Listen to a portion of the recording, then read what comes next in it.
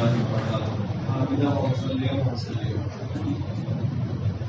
محترم قابل قدر ساتھیوں، پاک پروردگار کا بہت بڑا فضل و انعام ہے کہ تعالیٰ شاہدوں نے انسانیت کی فلاح بہبودی کامیابی اور کامرانی کے لیے انبیاء کرام اور رسل اعظام کا سلسلہ جاری اور ثانی فرمایا، اور آخری رسول اور نبی تاجدار حرم سرابہ کرم صلی اللہ تعالی علیہ وآلہ وسلم ہیں، اور قیامت تک رسول مقبول علیہ السلام ہی کی رسالت اور نبوت جاری اور ساری رہے گی، اور شریعت مصطفی ہی کے اندر کامیابی کامرانی رہے گی۔ اس سے ہٹ کر کے کسی طرح کی کوئی کامیابی نہیں ہو سکتی۔ اور آپ حضرات جانتے ہیں کہ یہ بات بہت کہی جاتی ہے کہ پہلے زمانے میں جب گمراہی آتی تھی، پھر انبیاء کرام آتے تھے تو دعوت آتی تھی اور ہدایت آتی تھی، انبیاء چلے جاتے تھے تو دعوت چلی آتی تھی، ہدایت چلی آتی تھی۔ لیکن موجودہ دور میں اس کا کیا ہوگا؟ تو رسول پاک علیہ السلام کی ایک حدیث پاک ہے جس میں ارشاد فرمایا ہے، ان اللہ عز وجل یبعث لهذه الامه على راس كل 100 سنه ويجدد لها دينها۔ حق تعالی شانہ اس امت میں ہر 100 سال کے سرے پر کوئی ایسی شخصیت مبعوث فرماتا رہے گا کہ جو دین میں تر و تازگی کرتی رہے گی۔ وہ شخصیت جیسے کہیں دھول آ جاتی ہے اس کو صاف کر دیا جاتا ہے، یا آپ نے دیکھا درخت اور پودے، کبھی کبھی درخت کے پتے وہ بے ٹکڑے سے ہو جاتے ہیں تو اس کو چھان کر کے سلیقے اور قرینے سے کر دیا جاتا ہے۔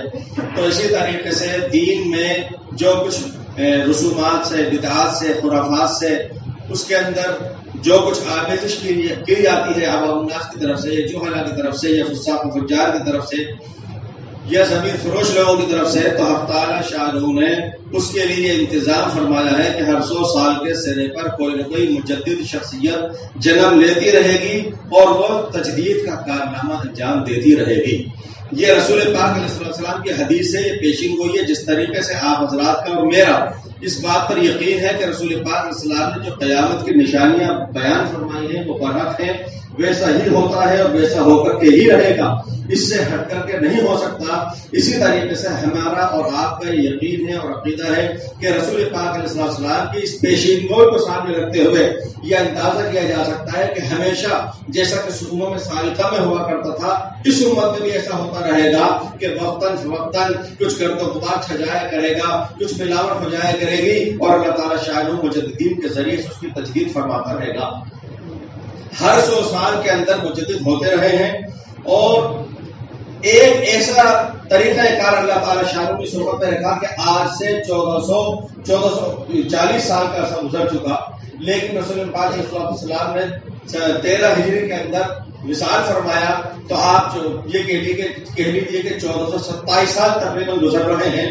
وہ سلسلے چاروں جو خاص طور سے چل رہے ہیں، چشتیہ ہے، نقشبندیہ ہے، سہروردیہ ہے، قادریہ ہے، یہ سلسلے رسول پاک علیہ السلام سے شروع ہوئے ہیں، آج تک چل رہے ہیں، اور ان 1427 سال میں ایک صدی نہیں، ایک گھڑی نہیں، ایک سیکنڈ اور ایک لمحے کے لیے کوئی دنیا میں کائنات میں ایسا وقت نہیں گزرا کہ کوئی اس سلسلے کے اندر کمی رہ گئی ہو، کٹوتی ہو گئی ہو، کسی صدی کے اندر یا کسی گھڑی کے اندر یا کسی ایک منٹ کے لیے کوئی وفات پا گیا اور اس سلسلے کے اندر کوئی دنیا کے اندر اس کا جانشین نہ رہا ہو، ایسا ہرگز نہیں ہوا، بلکہ یہ سلسلے چاروں رسول پاک اسلام سے لے کر کے آج تک اسی طرح سے چل رہے ہیں۔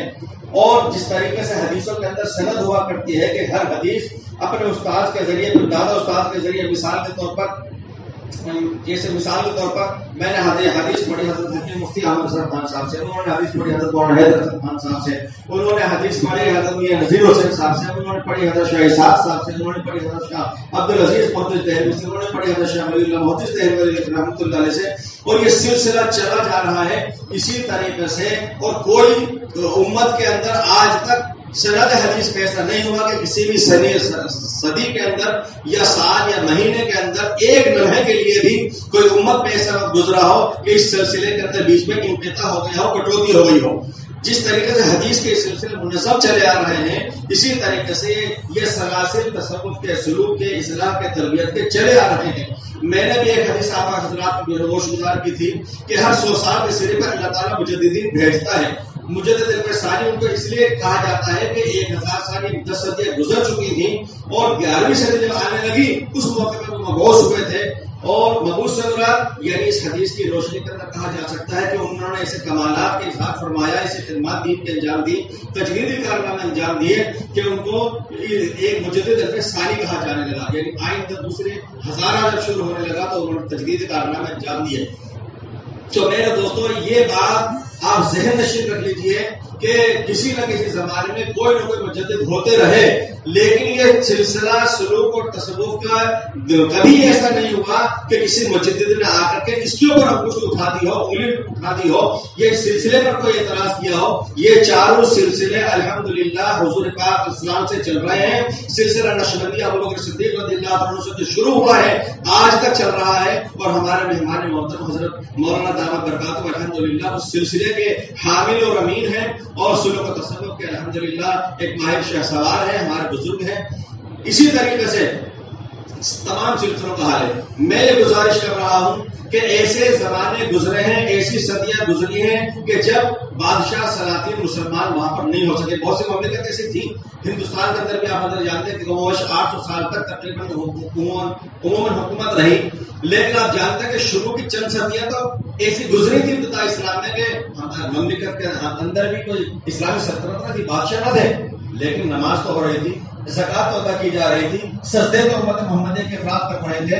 یہ سلسلہ جاری تھا، کس کے ذریعے سے تھا؟ ایسے بھی واقعات ہیں کہ جہاں پر کسی علاقے میں علماء اور مفتیان دین کم ہو گئے۔ حضرت حکیم مفتی احمد حسن خان صاحب رحمۃ اللہ علیہ جب جے پور میں تشریف لائے، اس وقت میں جہالت کا یہ عالم تھا کہ انہوں نے جے پور شہر کی بہت سی مساجد کا دورہ کیا اور بدل بدل کے نمازیں پڑھی۔ انہوں نے فرمایا کہ پورے شہر جے پور میں 2 مسجدیں ایسی ان کو ملی تھیں جہاں کے امام قرات صحیح طریقے سے کر لیا کرتا تھا۔ ایک جامع مسجد مولوی نور اللہ امام تھے، ایک اور تو دوسری مسجد۔ ایک مسجد میں مفتی صاحب تشریف لے گئے، عصر کی نماز میں امام صاحب نے سجدہ سہو کیا۔ مفتی صاحب نے فرمایا کہ کوئی وجہ سمجھ میں نہیں آ سکی، امام صاحب آپ نے سجدہ سہو کیوں کیا؟ فرمایا کہ وہ ہوا خارج ہو گئی تھی اس لیے میں نے سجدہ سہو کر لیا۔ مفتی صاحب نے فرمایا کہ ناقض وضو ہے، نماز فاسد ہو گئی، کہ نہیں وہ آواز سے نہیں، وہ تو دیر سے اس کی نکلی تھی۔ یہ اس وقت کی جہالت کا عالم ہے۔ تو ایسے تو وقت گزرے ہیں امت میں کہ کسی شہر میں یا بستی میں علماء کا وجود کم رہا یا فقہاء کا وجود کم رہا، لیکن ایسا دور پوری امت میں کبھی نہیں گزرا کہ صوفیاء کرام سے اہل طریقت سے کوئی وقت خالی گزرا ہو۔ میں پوچھ رہا ہوں خواجہ معین الدین چشتی رحمۃ اللہ علیہ کو آپ فقیہ کی حیثیت سے، مفتی اعظم کی حیثیت سے جانتے ہیں، شیخ الحدیث کے نام سے جانتے ہیں، بادشاہ کی حیثیت سے جانتے ہیں، یا ایک خواجہ طریقت کے نام سے جانتے ہیں؟ ظاہر ہے کہ آپ خواجہ صاحب کے نام سے جانتے ہیں۔ انہوں نے یہ اسلام تربیت کا کارنامہ انجام دیا ہے، جو امت میں یہ طریقہ چلا آ رہا ہے، ہر صدی میں چلا آ رہا ہے۔ ہمارے بزرگوں میں سے حضرت حاجی امداد اللہ مہاجر مکی رحمۃ اللہ علیہ سید الطائفہ کہلاتے ہیں، ان کے شاگردوں میں خلفاء کے اندر جو سلسلہ چلا ہے، تو آج روئے زمین پر جتنے خاص طور سے بر صغیر میں جتنے بڑے تعلیمی ادارے ہیں، چاہے مدارس دیوبند ہو، مظاہر سہارنپور ہو، جامعہ احقاف مشاہد مرادآباد ہو، محمد العلوم ہو، گلاؤدیگا، جتنے بڑے بڑے ادارے ہیں پڑوس کے اور یہاں کے، ان تمام میں تقریباً حضرت حاجی امداد اللہ صاحب کے خلفاء میں سے مولانا قاسم نانوی، مولانا رشید احمد گنگوئی، مولانا شرف التھانی، ان کے شاگرد اور تلامذہ کے ذریعے سے آج یہ تعلیمی ادارے چل رہے ہیں۔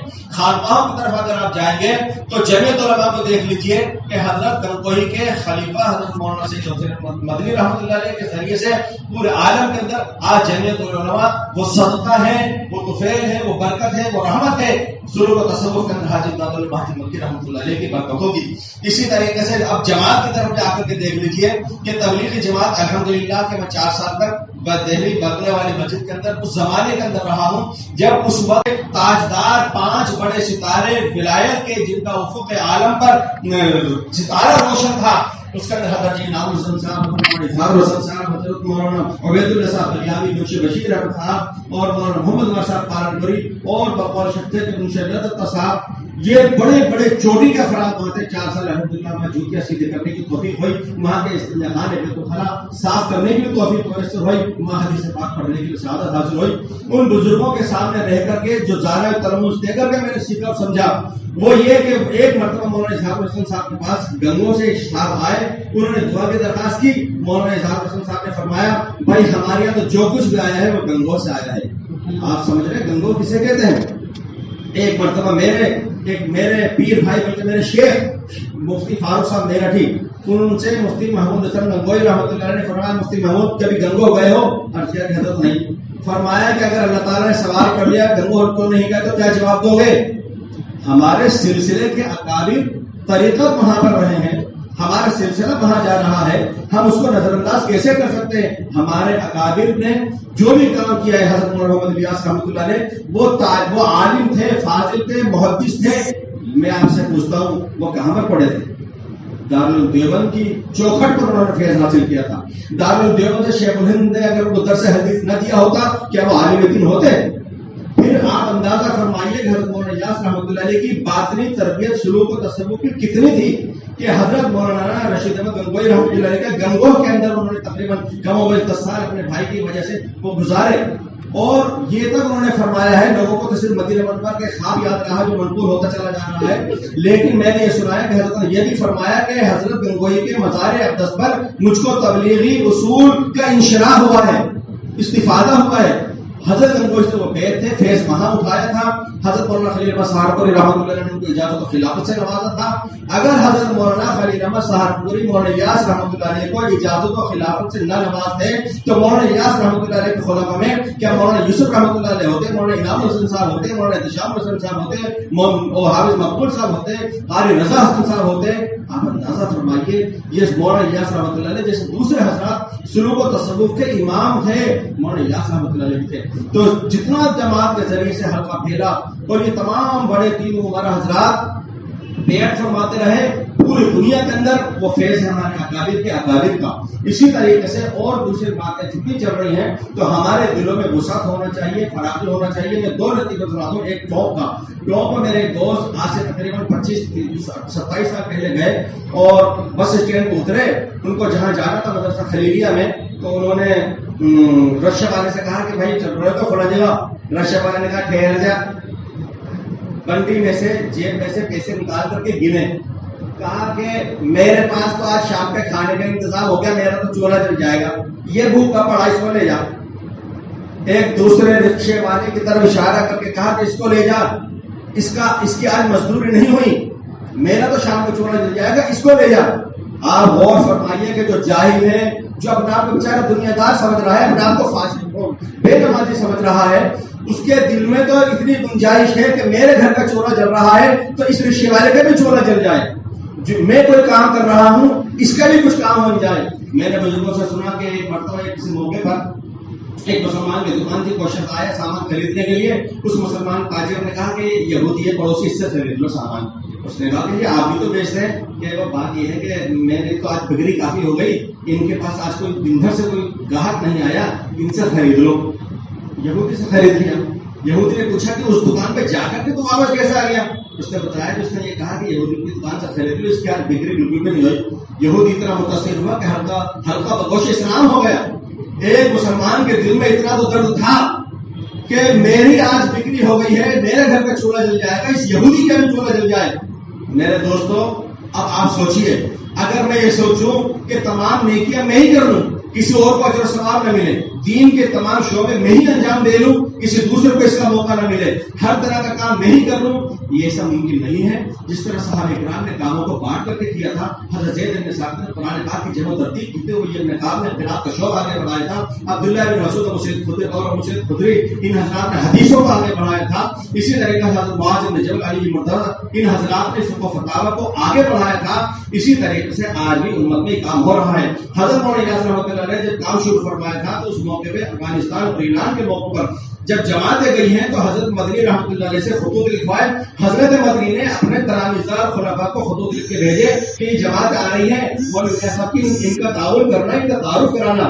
آپ اندازہ فرمائیے کہ ہمارے اکابر میں دلوں میں کتنی وسعتیں تھیں کہ ایک دوسرے کا کام کروا رہے ہیں.